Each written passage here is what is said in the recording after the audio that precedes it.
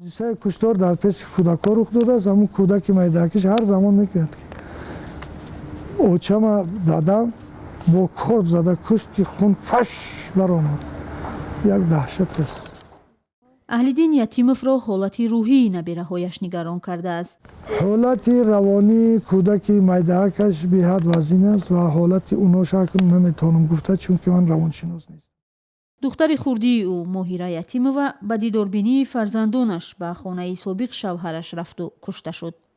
аз кор омадам модараш гуфт ки моҳира ҳамин хеле хурсанд шуд ки ин қариб 2 соле ки пажмурда шуда рафта буд, ҳама як тараф шуд. ҳамин як лаҳзаина хабар ёфтагиш ки фарзандоша метиҳам тамоман дигар шуда буд.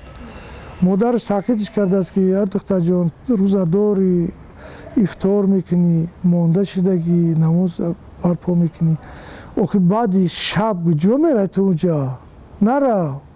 ки моҳира гуфтааст очаҷон ваъдаи 100% аст, кӯдакои ман метиҳен ягон хавотир нашавед. вақте ман аз кор омадам модараш ин гапоя гуфт, манам гуфтам охи чӣ ҷавоб додӣ? агар ман мешудам ҷавоб намедодам. гуфт ки не, хеле гуфт охи чӣ кор кунам. ман таробехонӣ рафтам, аз таробеҳ омадам соати 11 пурсон шудам ки кани, гуфт ки каниша намедонам, лекин ин хеле ҳолат рух надода буд ки моҳира дер бестад ё телефонаш ҷавоб надиҳад. телефонаш ҷавоб наметиҳад. бо писарам биромадем рафтем ки мурдаша аз ҳамун вай уфтем. беморхонаи ба номи Якум Советский. ба нақли падар муноқишаву нофаҳмӣ дар оилаи духтараш баъд аз он шурӯъ шуд ки фаҳмид шавҳараш Бобоҷон Ширинзода писари генерал Раҷабалӣ Ширинов ҳамсари дигар ҳам дорад. мехост ки оила ба хотири фарзандош ба ҷо монад. дар натиҷаи латукуби бисёр моҳира аз хонаи Бобоҷон писаронашро гирифта баромада омад хонаи мо. баъдан моҳи ноябр як бегоҳ аз кор биём, кӯчи моҳираро оварда дар хона фуровардааст. баъдан моҳҳои ноябрам обайнош буд, ба ман занг зада гуфт ки духтарат 3 талоқ кардам. хай гуфтам ҷура ин кори ту аст, ин ҳуқуқи ту аст. моҳира ятимоваи 33 сола баъд аз ҷудо шудан аз шавҳар дар 2 соли ахир ба сахтӣ тавонист танҳо 5 маротиба бо 2 ҷигарбандаш дидорбинӣ кунад. тамоми ин муддат барои ҳаққи тарбияи фарзандони наврасаш мубориза мебурд. моҳира бефарзандош ҳеҷ буд. ҳаст модарое ки фарз кардем агар дар дасти падар боша фарзанд мега хай онам волида пасш намегардад, лекин моҳира наметонист.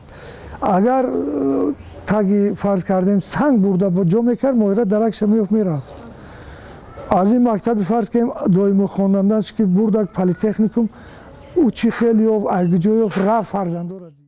модари Бобоҷон Ширинзода ба радиои Озодӣ гуфт писару келини собиқаш дар ҳузури ӯ занозанӣ карданд. ӯ хост онҳоро ҷудо кунад, аммо зарбаи яке аз онҳо ӯро беҳуш кард. дигар давоми ҳодисаро намедонад. хонаводаи собиқ шавҳар мегӯянд моҳира баъди ҷудо шудан фарзандонашро ба тарбияи онҳо монд. иддаое ки ҷониби моҳира рад мекунад. дар қарори додгоҳи шаҳрӣ оид ба муқаррар намудани ҷойи зисти кӯдакон гуфта шудааст ки Ширинзода Бобоҷон худкорманди судӣ буда бархилофи талаботи қонун амал намуда истодааст.